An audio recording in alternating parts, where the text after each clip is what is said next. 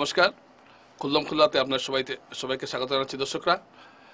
এবং প্রথমে আপনাদের অনুরোধ করছি, আপনারা যারা ভিডিওটি দেখছেন এবং যারা ইউটিউবে দেখছেন তারা সাবস্ক্রাইব করবেন, এবং যারা ফেসবুকে দেখছেন তারা অবশ্যই ফলো করবেন, লাইক করবেন, কমেন্ট করবেন।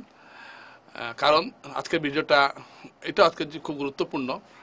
এবং আজকে আপনারা যে বিষয়টা আমি আনছি সেটা হলো, আজকে সকালে ধরুন 11:30-12টার সময় হঠাৎ একটা অবরোধ হয়ে গেল, রাস্তা অবরোধ হলো ক্যাপিটাল ট্রাভেলসের একটু আগে ইটখোলা পয়েন্টের এখানে। চারদিক থেকে গাড়িগুলো আসছে, হঠাৎ রাস্তা অবরোধ, মানুষ, বিশাল যানজট লেগে গেল।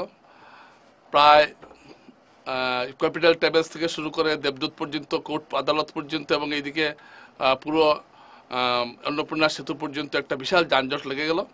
কারণটা কি? অবরোধের কারণটা কি? কারণটা হলো যে ক্যাপিটাল ট্রাভেলস এবং যেখানে ইটখোলার রাস্তাটা এসে লেগেছে ট্রাঙ্ক রোডে, অর্থাৎ ডাস্ট কর্নারের যে দোকানটা আছে, যে পয়েন্ট বলে পরিচিত, তার সামনে একটা গর্ত হয়েছে। এই গর্তটা খোঁড়া হয়েছে, কিন্তু গর্তটা ভরাট করা হয়নি, যার ফলে এলাকার মানুষ বিরাট সমস্যায় পড়েছেন।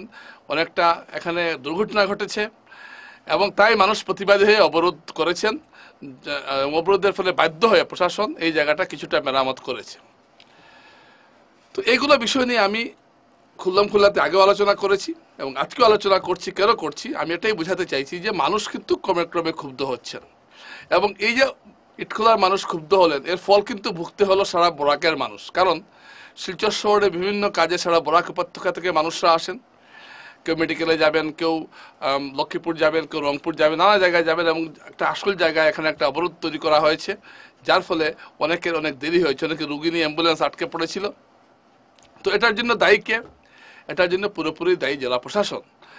কারণ বহুবার আমরা এটা দেখিয়েছি যে যখন একটা পাইপলাইন বসানোর জন্য যখন রাস্তা কাটা হয়, বা গ্যাসের লাইন বসানোর জন্য রাস্তা কাটা হয়, জলের পাইপলাইন বসানোর জন্য যখন রাস্তা কাটা হয়, তখন সেটাকে আর ঠিকঠাক করে মেরামত করা হয় না। এভাবে সারা শহরটা একটা নরকে পরিণত হয়েছে। আপনি যদি বিবেকানন্দ রোড যান, আপনি দেখবেন একটু পরে পরে রাস্তা খোঁড়া, একটা শ্মশানপুরীতে পরিণত হয়েছে এই জায়গাটা।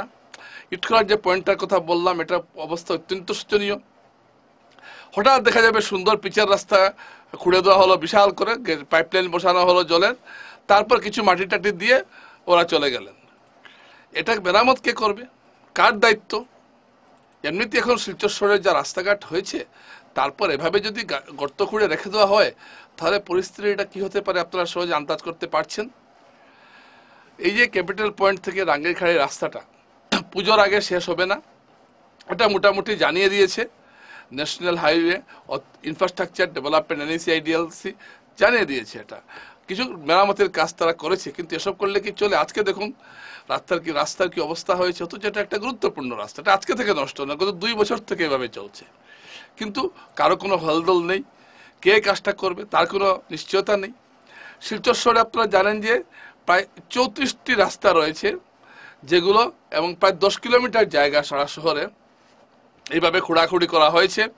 কাঠল রোডে যান, এটা PHE ডিভিশন 2, তারা কিছু পাইপলাইন বসিয়েছে, যার জন্য কাঠল রোডের রাস্তার সাইডে রাস্তা কাটা হয়েছে, সেটা মেরামত করা হয়নি।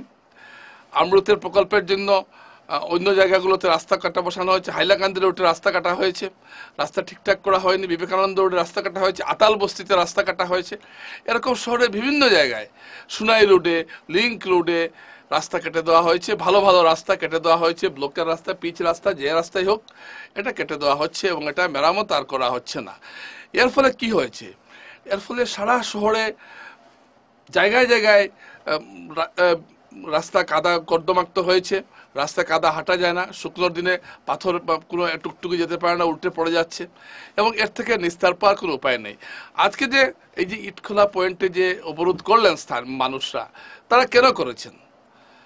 তারা বাধ্য হয়ে করেছেন। দিনের পর দিন অভিযোগ করতে করতে করতে করতে কেউ শুনছে না। পত্রপত্রিকায় লেখালেখি হয়েছে, ছবি দেখানো হয়েছে, কোনো কিছুতেই কাজ হয়নি, যার ফলে ঘটনাটা ঘটেছে। আমি আবারও বলছি যে এটা নিয়ন্ত্রণ করার কথা প্রশাসনের। সবগুলো বিভাগকে নিয়ে বসিয়ে একটা সমন্বয় তৈরি করে কাজগুলো করার কথা, কিন্তু এখানে পিডাব্লিউডি কে রাস্তা কেটে চলে গেল পিএইচই বা কোনো সময় আমরুত, এই রাস্তাটা কে ঠিক করবে তার কোনো ঠিক নেই। এবং এভাবে কাটার পরে সমান করে যাতে মোটামুটি একটা চলার উপযোগী থাকে সেটাও করা হচ্ছে না, কোনো ক্রমে মাটি ভরে দিয়ে চলে গেলেন। কিন্তু এই জায়গাটা উঁচু নিচু হয়ে রইল। চেংকুড়িতে আপনি দেখবেন একটু পরে পরে জলের পাইপলাইন বসানোর জন্য পিচ রাস্তা খোঁড়া হয়েছে, এবং এগুলো ভালো করে মোটামুটি একটা মাটি চাপা দিয়ে যারা খুঁড়েছেন তারা চলে গেলেন। এবং এক্ষেত্রে পূর্ত বিভাগের কি কোনো দায় নেই? পূর্ত বিভাগ একটা তালিকা বের করে বলেছিলেন যে তারা এই রাস্তা নষ্ট হয়েছে। তো পূর্ত বিভাগের এক্ষেত্রে দায়ভাগটা কার? পূর্ত বিভাগ বলবে না এরা কেটেছে, আমি কি করব। ওরা বলছেন আমরা তো এই টাকা তো পূর্ত বিভাগকে দেওয়া হয়েছে বা এরকম কোনো কিছু তারা বলবেন। কিন্তু কিন্তু যে যাই বলুক, পরে এইটা তো ভুগতে হয় শহরের জনগণকে। আজকে ইটখোলা এই অবরোধ হয়েছে, কালকে বিবেকানন্দ রোড হবে, পরশু চেংকুড়ি রোড হবে, কাঁঠাল রোড হবে, মেডিকেল রোডে হবে, রাঙ্গিখাড়ি পয়েন্টে হবে। এভাবে যদি চলতে থাকে একটা অরাজকতার পরিস্থিতি, তাহলে মানুষ কি করবেন? আজকে প্রচুর মানুষ কষ্ট পেয়েছেন, কিন্তু কষ্ট পেয়েছেন কথা ঠিক, কিন্তু আজকে এই জায়গাটা ঠিক হয়, মোটামুটি একটা হয়, বলছি না ভালো ঠিক হয়েছে। এই অবরোধের ফলে রাস্তাটা ঠিক, এই গর্তটা ঠিক হয়েছে।